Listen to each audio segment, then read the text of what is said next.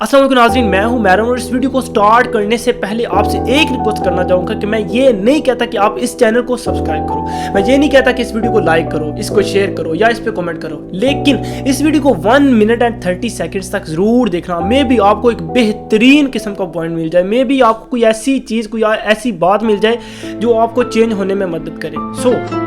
मैंने कुछ दिनों पहले सोशल मीडिया पे एक वीडियो बनाई थी जिसमें मैंने सोशल मीडिया की बात की कि कैसे हमारे दिमाग को गुलाम बना रहे हैं ये वो सब कुछ। उसी के बारे में मैं सोच रहा था तो मेरे ज़हन में एक और ख्याल आया कि यार आज का जो सोशल मीडिया है, जो आज से 25-30 साल पहले सोशल मीडिया था, इन दोनों में फ़र्क क्या है। So in order to see that मैं यूट्यूब पे गया हूँ, यूट्यूब पे जाके सर्च किया और मैं सर्च किया, मैंने देखा कि जो पाकिस्तानी पहले पुराने ड्रामे थे वो हमारे कल्चर के प्रॉपर मुताबिक थे। Okay, and then I started watching movies. मैंने सर्च किया मूवीज़ को और मैं आई वाज स्क्रॉलिंग डाउन, मैं नीचे स्क्रॉल कर रहा हूँ और मैंने देखा कि मेरे सामने एक मूवी आती है जिसे पाकिस्तान और इंडिया के पंजाब वाले तो हर बंदे जानता है और पाकिस्तान का हर बंदा ही जानता होगा, I am sure.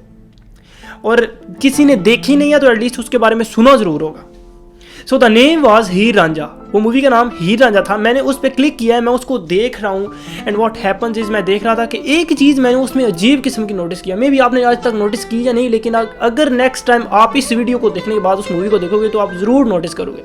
The thing was, वो ये कह रहे थे रांझे को कोई भी अगर रांझे की बात कर रहा होता था या उससे मुखातिब होता था, लाइक मैं भी फर्ज करो कोई रांझा है और रांझे के बारे में कोई बंदा बात कर रहा है तो वो यही कहेगा कि खेड़ा दा पुत्र रांझा, एंड जो हीर थी वो भी चौधरी की बेटी थी। तो मैंने ये दोनों चीज़ें देखी, ठीक है वो खेड़िया का पुत्र है, ठीक है चौधरी का पुत्र है, ठीक है, तो ठीक है ये दोनों तो हो गए जागीरदार, रांझा और हीर। जो दूसरी हमारी लोक दास्तान या इश्क के बारे में या ऐसी चीज़ें, उनके बारे में क्या है? क्या वो वाकई अमीर थे या सिर्फ यही है कोई मोची मसली भी था या कोई मिडिल क्लास भी था जिसने प्यार किया और उसकी तारीख लिखी गई हो। In order to see that मैं उसी वक्त उस मूवी को मैंने उधर छोड़ा और मैं गूगल पे गया, गूगल पे जाके मैंने क्या सर्च किया है, ससी पुन्नू।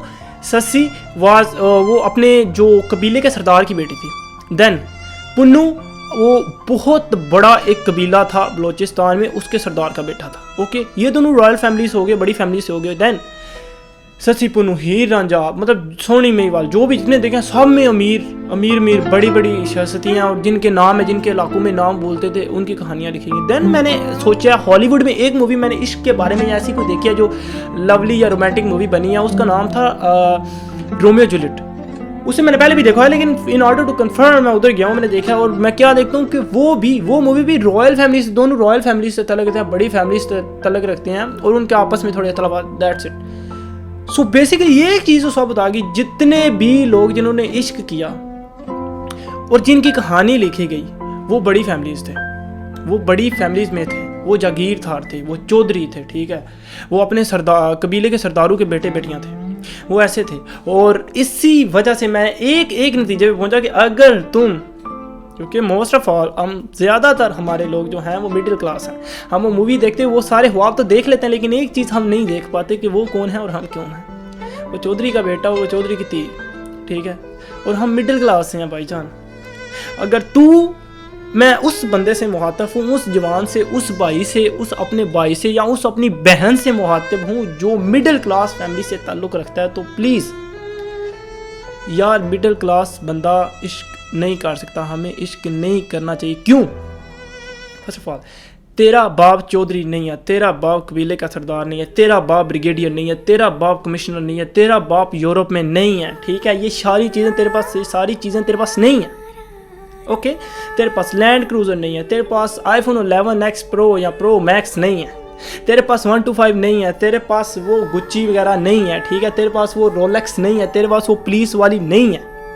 ओके, ये सारी चीज़ें तेरे पास नहीं है, ठीक है, तेरे पास अगर तेरे पास ऐसी कोई चीज़ नहीं, तेरे पास वो हवेली नहीं है जिसमें आके तेरे दोस्त बैठ सकें, ठीक है। ये इश्क तू नहीं कर सकता, अगर फिर भी तुझे प्यार करना है, तुझे इश्क करना है तो कर अपनी माँ से, जिससे ज़्यादा सगा तेरा कोई नहीं, कर अपनी बहन से, जिससे अच्छा दोस्त तेरा कोई नहीं, कर अपने बाप से जो कितने सालों से तेरे लिए मजदूरी कर रहा है। क्यों?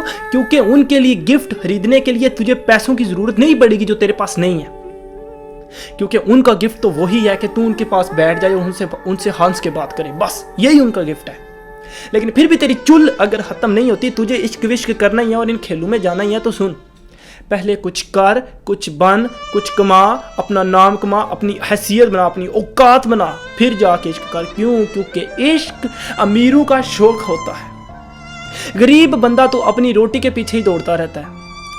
एक और चीज़ अब बदल गई है कि हम हैं गरीब, मिडिल क्लास हैं, लेकिन शो ऑफ, क्योंकि सोशल मीडिया ने हमारी मेंटालिटी ऐसे चेंज की है, हम जो होते हैं वो नहीं दिखाते, लेकिन जो नहीं होते वो हम सोशल मीडिया पे दिखा रहे होते हैं, सिर्फ थोड़ा बनने के लिए कि ठीक है यार मैं भी, मेरे साथ को लड़की वड़की आड़ जाए और ये वो सब कुछ हंसी करके। और व्हाट्सएप पे व्हाट्सएप पे फेसबुक पे हम ऐसे स्टेटस लगा रहे होते हैं कि ठीक है जी ओ काका, दूसरों को काका कह के मुखातब कर रहे हैं, या ओ शरीको, ओ यार तेरा अपना लेवल क्या है यार, खुद देख यार तेरा बाप क्या करता है, हमारे बाप करते क्या है और हमारी हैसियत क्या है, किसानों के बेटे हैं हम यार, हमारी असल हैसियत जो है उससे पहचानना पड़ेगा। जब तक हम उस पे एग्री नहीं होंगे, it's not gonna change, we gonna be the same, हम इसी तरह रहेंगे। बस ठीक है जी, स्टेटस लाग रहे हैं और सब कुछ हो रहा है, और फिर क्या होता है जी, बस ओ शरीको और को काका क्या कि हम बड़ा बन रहे होते हैं ये वो। अभी एक और चीज़ देखो, बड़ा कोई भी बड़ा सेलिब्रिटी है, ठीक है, कोई भी बड़ा जागीरदार का बेटा या कोई भी बड़ा जिसके पास गाड़ी है, लैंड क्रूजर या ऐसी कोई भी चीज़ है, एक सिंपल क्वेश्चन है, क्या कभी वो ऐसे स्टेटस लगा के लोगों को बताते हैं? जो बताते हैं उनका तो वो लेवल ही नहीं, वो तो भी बच्चे हैं, लेकिन जो असल है ना वो नहीं, जो वो बात वही हो जाती है, जो खानदानी रईस हैं वो मिजाज रखते हैं दुरुस्त अपना, तुम्हारा लहजा बता रहा है कि तुम्हारी शोहरत नहीं है। सो जागीरदार है, जो ऐसा कुछ भी है, जो बड़ा सेलिब्रिटी है, वो अपनी बात खुद नहीं करता, लोग उसकी बातें करते हैं कि यार इसका लेवल है, इसका लेवल है, इसका। सो अगर तुम्हारा लेवल उस वक्त वैसा बनेगा, वो लेवल उस वक्त बनेगा जब लोग तुम्हारी बातें करेंगे। सो कुछ ऐसा कर, कुछ ऐसा बन कि लोग तेरी बातें करें। जब लोग तेरी बातें करेंगे फिर जाके लेवल आए, फिर पता चलता है कि वाकई इस बंदे ने कुछ हासिल कर लिया और कर लिया। लेकिन वैसे ही अगर तू लगा हुआ है कि बस ठीक है स्टेटस चढ़ा के और ऐसी चीज़ें करके तुझे लग रहा है कि बड़ा कुछ बन गया, नो, ये था एक पहलू। अब दूसरा पहलू जिस पे मैं आना चाहता हूँ, हमारे लड़के जो कॉलेजेस में जाते हैं, मेन सबसे बड़ा, मैं उस पर बहुत ज़्यादा मुझे मतलब चिढ़ भी आती है और बड़ा सोच के यार दुख भी होता है कि तुम कॉलेज में जा रहे हो पढ़ने, इट्स ओके जो भी है, दो किस्म के ग्रुपों में तुम बांट रहे हो उधर जाके, ठीक है, एक तो जो ठीक है पढ़ रहे हैं यार, well and good, I salute, okay, जो कुछ अच्छे भी होते हैं। दूसरा दो किस्म के मेन लड़के, एक जी पुंडी शुंडी करनी है, लड़की छड़की फसानी है, दैट्स इट, लड़की लेगी साइड पे, और दूसरा ग्रुपों में जा रहे हैं, ठीक है कि ठीक है जी मुझे ग्रुप में जाना है और फिर ग्रुप में जाके लीडर बनना है जी, इस रोड पे जो बंदा रहा है ना, इस रोड का ये लीडर है और इस रोड के इलाके का ये लड़का लीडर है, और वो लीडर बन के तुम पता नहीं क्या समझते हो कि मैं बड़ी बड़ी तोप बन गया हूँ। नो, तुम कुछ नहीं बने यार। वो जो सियासतदान है या कोई भी बंदा है ना जिसका तुम्हें पीछे से थापी है, वो बस यही चाहता है कि ठीक है जब मैं कहीं भी जाऊँगा तुम उसके आगे मोटरसाइकिल्स लेके चलोगे और उसकी टोर बनेगी कि ठीक है इतनी मोटरसाइकिल्स और इतना इसका प्रोटोकॉल है। असल चीज़ तुम्हें समझ नहीं आ रही होती। एक चीज़ आप सिंपल सोचो, ठीक है, तुम इतने मोटरसाइकिल्स लेके चल रही होती हो और वो एक बंदे के लिए तुम चल रही होती हो और उसके आगे बस ठीक है जी उसके नारे लग रहे होते हैं, मैंने देखा है काफ़ी बार, ठीक है, गीदड़ों की तरह। जो शेर होता है वो अकेला होता है। तुम सोचो तुम वो लीडर बनना चाहते हो जो एक ग्रुप का लीडर है, या तुम वो लीडर बनना चाहते हो जिसके आगे वो मोटरसाइकिल्स और सब कुछ। सो अगर तुम्हें कुछ बनना है तो वो बनो, ये वाला लीडर नहीं बनो वो जिसके आगे पीछे सारे लोग होते हैं। सो प्लीज़, दूसरा तुम लड़ाइयाँ करते हो ये वो, ठीक है यार, तुम कहते हो कि मर्द हूँ और ये वो मेरा दिल है, ये वो सब कुछ, लोग तुम्हारी तारीफ करो यार वो ग्रुप का लीडर है और वो ऐसे लड़ता है ये वो सब कुछ। लोगों की वाह का उस वक्त तक फ़ायदा नहीं है जब तक अंदर बैठी तुम्हारी माँ रो रही है और उससे डर होता है कि इसे कुछ हो ना जाए, इसे कोई बंदा कुछ कर ना दे।